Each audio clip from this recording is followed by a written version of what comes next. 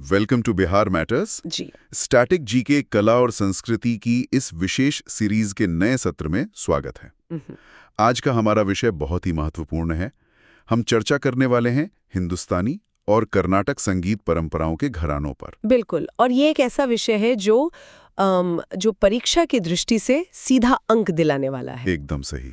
और अगर हम विगत वर्षों के प्रश्न पत्र देखें, चाहे वो बीपीएससी हो, हाँ, बीपीएससी या फिर SSC, railway, Bihar CGL, BSSC, SI और जो शिक्षक भर्ती परीक्षाएं होती हैं, जी, टीचर एग्जाम्स में भी। हाँ, जी। इन सभी प्रतियोगी परीक्षाओं में संगीत घरानों से सीधे तथ्य पूछे जाते हैं। इसलिए विद्यार्थियों से मेरा अनुरोध रहेगा कि वे बहुत ध्यानपूर्वक श्रवण करें और इसके नोट्स जरूर बनाएं। मैं भी यही सलाह दूंगी, क्योंकि आज का ये सत्र पूरी तरह से परीक्षा उन्मुख है।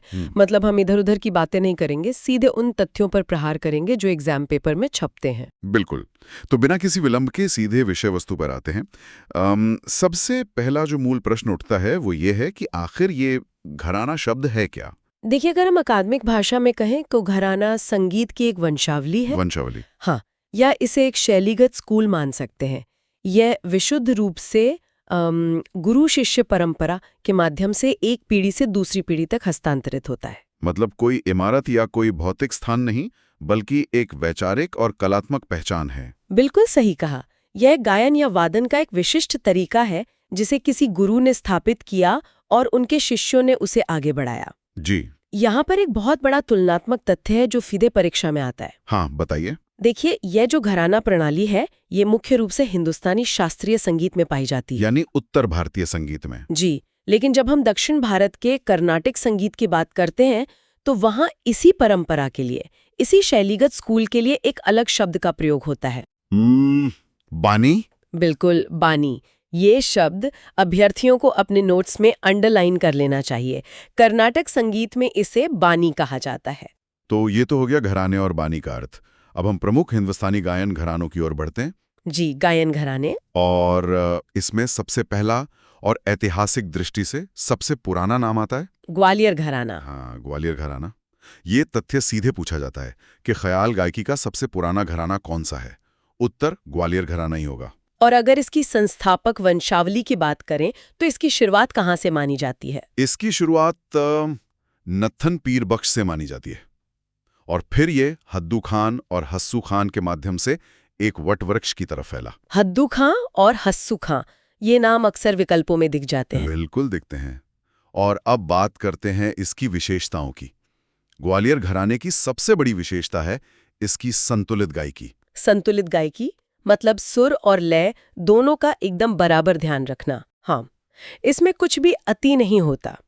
बंदिश की संरचना अत्यंत स्पष्ट होती है। जो शब्द गाए जा रहे हैं वे श्रोता को बिल्कुल साफ सुनाई देते हैं। जी, और इसमें मध्यम लय का उपयोग होता है, न बहुत विलंबित न ही बहुत द्रुत। साथ ही बोल बांट पर इनका विशेष जोर होता है। तो एक तरह से ये ख्याल गायन का एक बहुत ही परफेक्ट बैलेंस स्कूल है। बिल्कुल।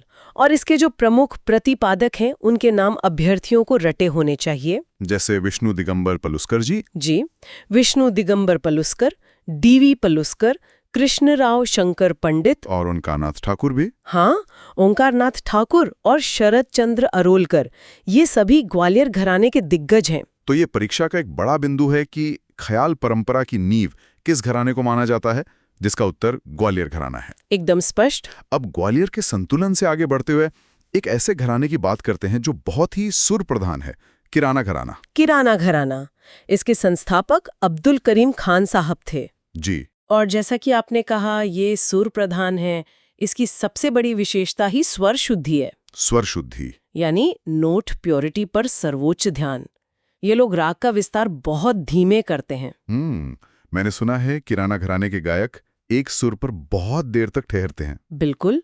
और इसमें लंबी मींड का प्रयोग होता है। मींड मतलब एक सुर से दूसरे सुर तक बिना आवाज तोड़े जाना, एक ग्लाइड की तरह। हाँ, लॉन्ग ग्लाइड्स। और इनका जो वॉइस कल्चर है वो बहुत ही भावपूर्ण होता है। और जब किराना घराने की बात होती है तो एक ऐसा नाम सामने आता है जिसे भारत रत्न से सम्मानित किया गया है। जी, पंडित भीमसेन जोशी जी। ये वर्ष भी बहुत महत्वपूर्ण है। वर्ष 2008 में उन्हें भारत रत्न मिला था। ये तथ्य शिक्षक भर्ती और बीपीएससी जैसी परीक्षाओं का बहुत पसंदीदा है। बिल्कुल। और इनके अलावा अब्दुल करीम खान गंगूबाई हंगल, फिरोज दस्तूर, प्रभा अत्रे और सवाई गंधर्व भी किराना घराने के ही स्तंभ हैं। यहाँ मैं विद्यार्थियों को एक एग्जाम ट्रैप के प्रति सतर्क करना चाहूंगी। हाँ, ये बहुत जरूरी है। परीक्षा में कई बार कथन दिया जाता है कि किराना घराना अपनी तेज तानों के लिए जाना जाता है, जो कि गलत है। बिल्कुल गलत है। किराना घराना पूरी तरह से स्वर आधारित है, तान आधारित नहीं। यहाँ गति नहीं, सुरों का ठहराव महत्वपूर्ण है। बहुत ही शानदार बिंदु।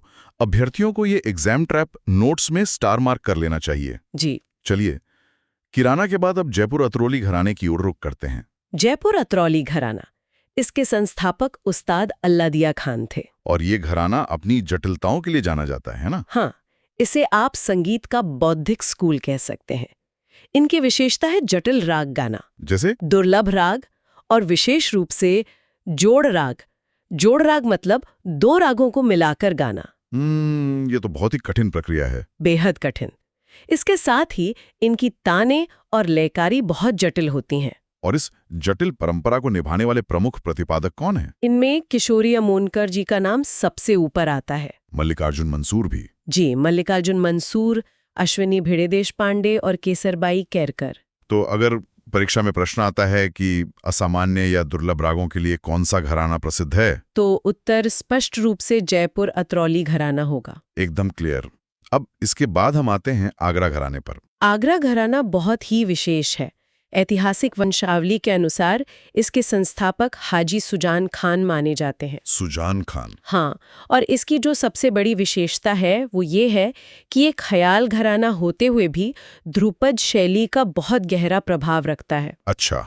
यानी जो प्राचीन ध्रुपद गायकी है उसका असर आगरा घराने में आज भी दिखता है। बिल्कुल दिखता है। और इसी कारण से इनकी जो गायकी है उसमें एक दमदार आवाज, एक पावरफुल वॉइस की आवश्यकता होती है। मैंने ये भी पढ़ा है कि ये लोग नोम तोम आलाप का प्रयोग करते हैं। एकदम सही, निरर्थक शब्दांशों का प्रयोग करके जो आलाप लिया जाता है उसे नोम तोम आलाप कहते हैं।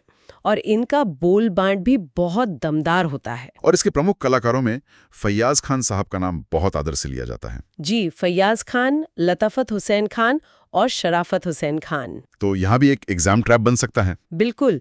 अगर परीक्षा में पूछा जाए कि किस ख्याल घराने में ध्रुपद के तत्व आज भी मौजूद हैं, तो भ्रमित नहीं होना है। उत्तर आगरा घराना ही लगाना है। जी, 100% आगरा घराना। अब गायन घरानों की सूची में एक और बहुत ही लोकप्रिय और आकर्षक घराना है पटियाला घराना। पटियाला घराना, इसके संस्थापक अली बख्श खान और फतेह अली खान थे। और अगर इसकी विशेषताओं की बात करें तो ये अपनी गति के लिए जाना जाता है। हाँ, तेज ताने यानी फास्ट तान्स पटियाला घराने की सबसे बड़ी तकनीकी पहचान है। और इसके साथ ही ख्याल पर एक उपशास्त्रीय विधा का प्रभाव भी दिखता है। ठुमरी का प्रभाव। जी, ठुमरी। पटियाला घराने के गायकों ने अपनी लयकारी में ठुमरी की मिठास और भावुकता को बहुत खूबसूरती से पिरोया है। और इसके प्रतिपादकों में उस्ताद बड़े गुलाम अली खान साहब का नाम तो हर संगीत प्रेमी जानता है। बिल्कुल।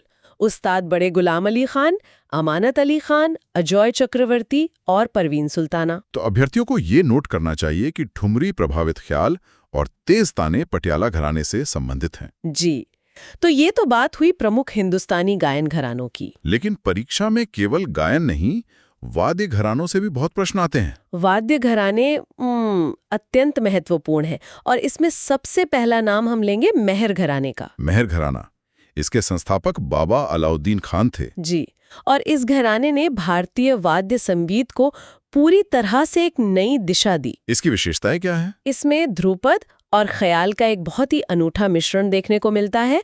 और सबसे बड़ी बात, वाद्य यंत्रों के विकास में मेहर घराने का योगदान अद्वितीय है। हाँ, कई वाद्य यंत्रों में संरचनात्मक बदलाव इन्होंने ही किए। और इस घराने के जो प्रतिपादक हैं वे तो विश्व विख्यात हैं। बिल्कुल। पंडित रविशंकर।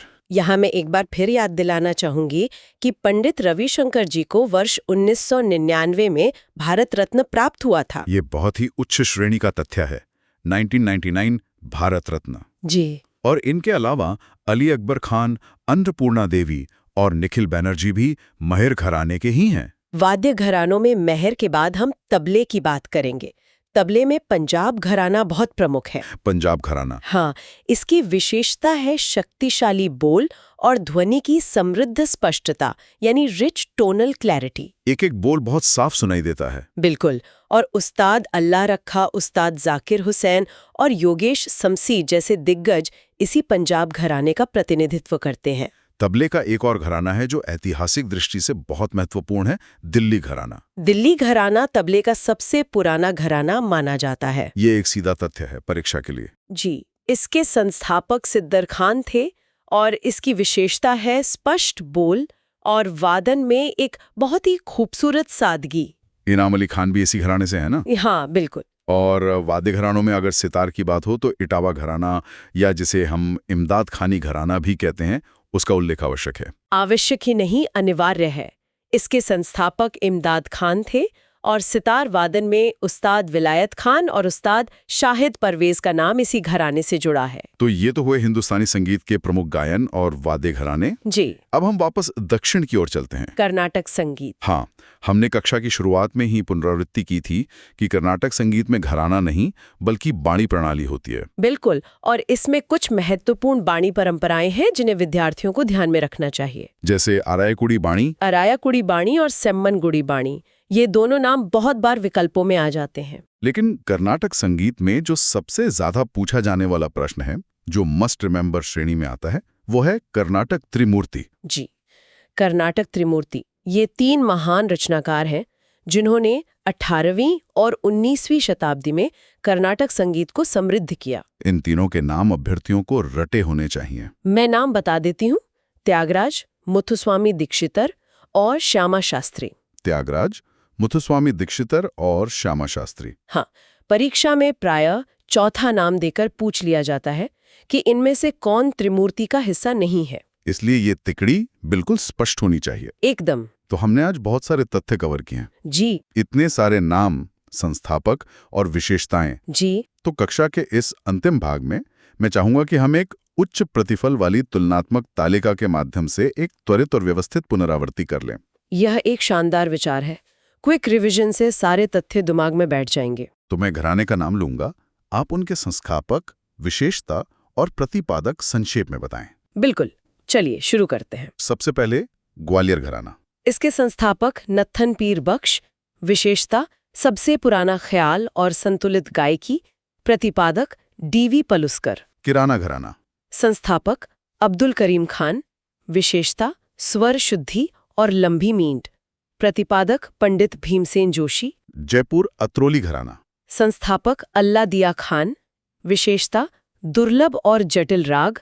प्रतिपादक किशोरी अमोनकर। आगरा घराना। ऐतिहासिक संस्थापक सुजान खान। विशेषता ध्रुपद शैली का प्रभाव और दमदार आवाज। प्रतिपादक फैयाज खान। पटियाला घराना। संस्थापक अली बख्श और फतेह अली खान। विशेषता तेज ताने और ठुमरी का प्रभाव। प्रतिपादक बड़े गुलाम अली खान। और अंत में वाद्य घरानों में मेहर घराना। संस्थापक अलाउद्दीन खान। विशेषता वाद्य यंत्रों का विकास और ख्याल ध्रुपद मिश्रण। प्रमुख प्रतिपादक भारत रत्न पंडित रविशंकर। बहुत ही व्यवस्थित पुनरावृत्ति रही है। जी, और अभ्यर्थियों को इस तालिका को बार बार दोहराना चाहिए। बिल्कुल। हमने आज जिन हिंदुस्तानी और कर्नाटक संगीत के घरानों, उनके संस्थापकों और एग्जाम ट्रैप्स पर चर्चा की है, वे परीक्षा की दृष्टि से सर्वाधिक प्रासंगिक हैं। मैं सभी विद्यार्थियों को दृढ़ता से सलाह दूंगी कि वे इन प्रमुख बिंदुओं का बार बार रिवीजन करें। परीक्षा हॉल में जरा सा भी भ्रम आपके अंक काट सकता है। एकदम सही। और आज के इस व्याख्यान को समाप्त करने से पूर्व मैं विद्यार्थियों के लिए एक विचारणीय प्रश्न छोड़ना चाहूंगा। जी। हम सभी को स्वयं विचार करना चाहिए कि संगीत के इन घरानों ने केवल इस गुरु शिष्य परंपरा के माध्यम से, बिना किसी डिजिटल रिकॉर्डिंग के, न केवल सुरों को बल्कि भारतीय उपमहाद्वीप की सांस्कृतिक चेतना को आज तक संरक्षित रखा है। ये वास्तव में हमारी सांस्कृतिक विरासत की ताकत है। मुख्य परीक्षा के दृष्टिकोण से ये विचार बहुत गहराई रखता है। बिल्कुल। और स्टैटिक जीके की ये महत्वपूर्ण सीरीज ऐसे ही परीक्षा उन्मुख और तथ्यात्मक विश्लेषण के साथ अगले सत्र में भी जारी रहेगी। जी, अगली कक्षा में नए विषय के साथ मिलेंगे। आज की कक्षा यहीं समाप्त होती है। बिहार मैटर्स के साथ जुड़ने के लिए धन्यवाद। सीखते रहें और आगे बढ़ते रहें।